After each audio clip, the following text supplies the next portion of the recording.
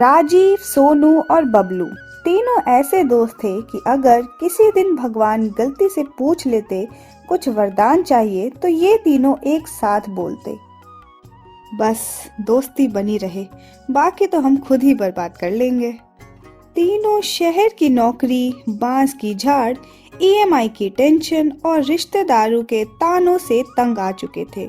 एक दिन office canteen में बैठकर समोसे खाते हुए सोनू बोला, भाई मैं बता रहा हूँ, अगर एक और दिन मेरी मैनेजर ने लेट्स सर्कल बैक बोला ना तो मैं उसी सर्कल में उसे घुमा दूंगा।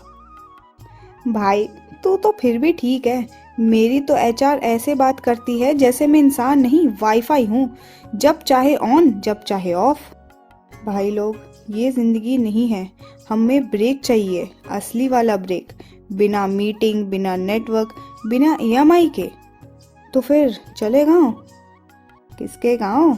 मेरे मामा का गांव है सोनपुर। वहाँ नेटवर्क इतना कमजोर है कि अगर तुम हेलो बोलो तो सामने वाला लो सुनता है। तीनों ने बिना ज्यादा सोचे समझे बैग उठाया और निकल पड़े, इस उम्मीद में कि गांव की हवा में शायद जिंदगी थोड़ा हल्की हो जाए। बस में बैठते ही बबलू ने सीट पर पैर फैलाकर घोषणा कर दी, भाइयों आज से मैं मेंटल डिटॉक्स पर हूँ। तो फिर तू बस से उतर जा, दिमाग तो वैसे भी नहीं है तेरे पास। भाई छोड़, ये वही आदमी है जो एटीएम मशीन में कार्ड डालकर बोलता है, भाई पैसे निकाल दो। तीनों हंसते हंसते लोटपोट हो रहे थे कि तभी बबलू अचानक सीधा बैठ, भाई गंभीर स्थिति है।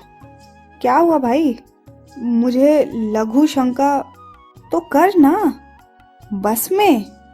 तो क्या ड्राइवर की गोद में करेगा? भाई मजाक मत कर, ये असली वाली दबाव हो रही है। दबाव तो तेरे दिमाग पर भी होना चाहिए था, जो अब तक नहीं हुआ। बबलू सीट से उठने लगा तो दोनों ने उसे जबरदस्ती बिठा ली। शांत बैठ, गांव पहुंचते ही खेत मिलेगा, पेड़ मिलेगा, प्रकृति मिलेगी, सब मिलेगा। भाई अगर मैं यहाँ मर गया ना तो मेरी आत्मा तुम्हारे मोबाइल चार्जर में घुस जाएगी। सोनपुर गांव पहुंचते ही तीनों की आंखों में चमक आ गई। चारों तरफ खेत, मिट्टी की खुशबू, बैल, कुआं, बच्चे गिल्ली डंडा खेलते हुए। भाई ये तो इंस्टाग्राम से भी ज्यादा फिल्टर लग रहा है। यहाँ फिल्टर नहीं है, यहाँ असली रंग है। और सबसे बड़ी बात, यहाँ बॉस नहीं है। तीनों मामा के घर पहुंचे। मामी ने गर्मजोशी से स्वागत किया। अरे बेटा, तुम लोग आ गए, आओ आओ, पहले पानी पी लो। मामी पानी नहीं, पहले ये बताओ कि टॉयलेट है या खेत? दोनों है बेटा, जैसी सुविधा चाहिए वैसी चुन लो। बबलू की आंखों में आंसू आ गए। ये है असली आजादी। शाम को गांव की गलियों में घूमते हुए उन्हें एक छोटा सा ढाबा दिखा। मिट्टी की दीवारें, टीन की छत और सामने लकड़ी की बेंचें। श्याम भोजनालय, 50 रुपए की शुद्ध शाकाहारी थाली। भाई सिर्फ 50 में थाली? इतने में तो शहर में पानी की बोतल आती है। चलो देखते हैं क्या चमत्कार है। अंदर एक दुबला पतला शांत सा आदमी था, चेहरे पर झुर्रियां, आंखों में थकान पर मुस्कान सच्ची। आओ बेटा बैठो, थाली लगाऊं? भैया 50 वाली थाली में क्या क्या मिलेगा? जो मिलेगा वही मिलेगा बेटा, लेकिन दिल से मिलेगा। भैया दिल से पेट भर जाए तो आदमी को और कुछ नहीं चाहिए। कुछ ही देर में उनके सामने थाली आई। 2 रोटी, भाप उड़ता चावल, दाल, आलू गोभी की सब्जी, थोड़ी सी खीर और प्याज का सलाद। पहला निवाला मुंह में जाते ही तीनों एक दूसरे को देखने लगे। भाई ये क्या है? ये स्वाद है या इमोशन? भाई मैं बता रहा हूँ, ये दाल नहीं है, ये तो माँ की याद है। बेटा भूख के साथ खाओगे तो स्वाद लगेगा। भैया ये 50 रुपए में कैसे दे रहे हो इतना सब? ढाबे वाला हल्का सा मुस्कुराया पर आंखें थोड़ी नम हो गई। बेटा कभी कभी दाम नहीं देखना चाहिए, जरूरत देखनी चाहिए। तीनों को बात कुछ अजीब सी लगी, लेकिन उन्होंने ज्यादा नहीं पूछा। खाना खाकर लौटते वक्त रास्ते में कुछ बूढ़े लोग आग तापते हुए बैठे। अरे शहर से आए हो क्या तुम लोग? हाँ काका। रात को अकेले मत घूमना। क्यों काका, भूत भूत है क्या? भूत नहीं है बेटा, भूख है यहाँ, भूख। भूख? हाँ बेटा, ऐसी भूख जो आदमी को आदमी नहीं रहने देती। तीनों जोर जोर से हंसने लगे। काका, आप लोग भी नेटफ्लिक्स कम देखा करो। बूढ़े चुप हो गए। उनकी आंखों में कुछ ऐसा था जो मजाक जैसा नहीं लग रहा था। रात को मामा के घर पहुंचकर सब सो गए। सुबह जब राजीव उठा तो देखा सोनू बाहर चाय बना रहा था, लेकिन बबलू नहीं था। भाई, बबलू कहाँ है? शायद खेत की तरफ गया होगा, तू जानता नहीं है उसकी सुबह की जरूरत है। दोनों हंसने लगे, लेकिन जब 1 घंटा बीत गया बबलू नहीं लौटा तो उन दोनों को चिंता होने लगी। भाई, तू फोन करके देख। फोन तो स्विच ऑफ आ रहा है। ये तो फोन कभी ऑफ भी नहीं रखता। दोनों गांव में ढूंढने लगे, कुएं, खेत, मंदिर, चाय की दुकान, लेकिन बबलू कहीं नहीं मिला। आखिर में वो उसी ढाबे पर पहुंचे। भैया, हमारा दोस्त लंबा सा है, थोड़ा सा बेवकूफ, यहाँ आया था क्या? हाँ बेटा, आया तो था। फिर चला कहाँ गया? खाना खाया और फिर चला गया। लेकिन कहाँ गया ढाबे वाले भैया? मुझे नहीं पता बेटा, वो कहाँ गया। उस ढाबे वाले की आवाज कुछ टूटी फूटी सी थी।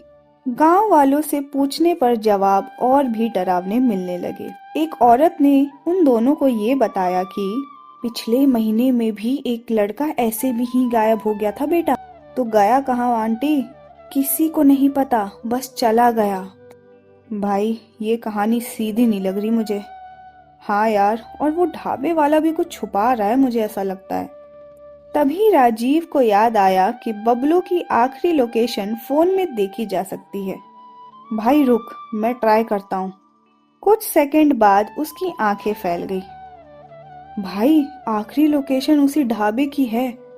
मतलब वो वहां से गया ही नहीं। दोनों एक दूसरे को देखने लगे। रात को दोनों ढाबे पर नजर रखने का फैसला करते हैं।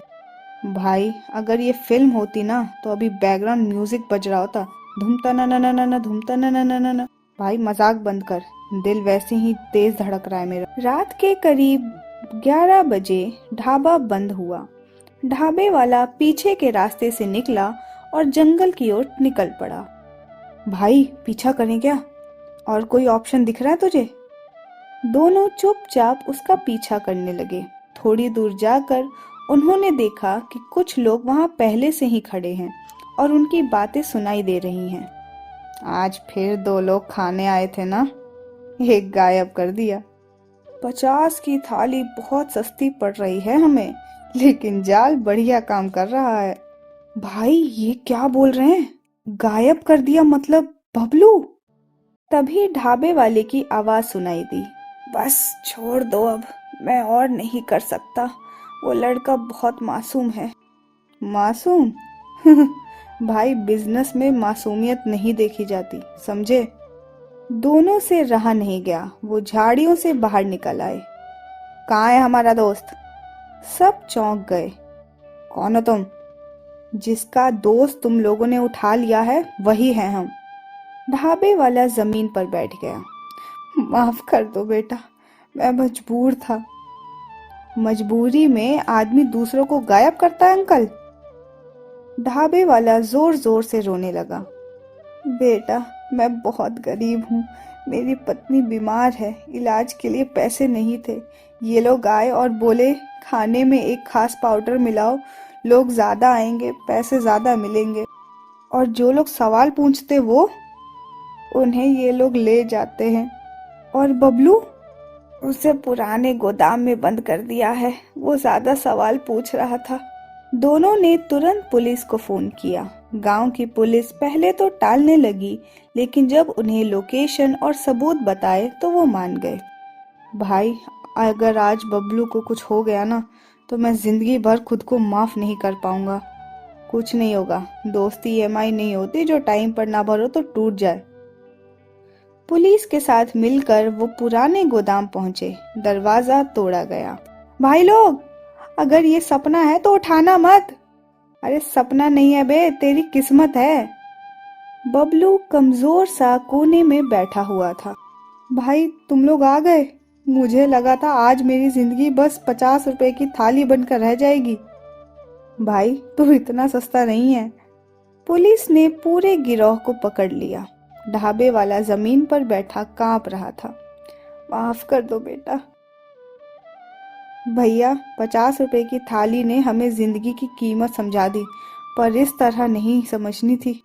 अगली सुबह गांव में हलचल थी। पुलिस जीप खड़ी थी, लोग जमा थे। मामी ने तीनों को चाय दी। बेटा तुम लोगों ने गांव की बड़ी मुसीबत खत्म कर दी। मामी असल में हमें अपनी दोस्ती बचाई है और कुछ नहीं। बबलू बिल्कुल चुप बैठा था। क्या सोच रहा है भाई? भाई सोच रहा हूँ, शहर में हम 1000 रुपए की प्लेट खाते हैं और खुशी नहीं होती। यहाँ 50 रुपए की थाली ने हमें जिंदगी से मिला दिया। क्योंकि असली भूख पेट की नहीं थी, भरोसे की थी। तीनों कुछ देर चुप रहे। फिर अचानक बबलू बोला, भाई एक बात बताऊं? बोल बोल। अब जब भी कोई बोलेगा 50 रुपए की औकात, तो मैं बोलूंगा हाँ, उतनी ही औकात है जिसने हमारी दोस्ती बचा ली। तीनों हंस पड़े। जाने से पहले वो ढाबे के बाहर खड़े हुए। ढाबे वाला पुलिस जीप में बैठा था। बेटा खाना सस्ता नहीं होता, पर कीमत बहुत महंगी पड़ गई।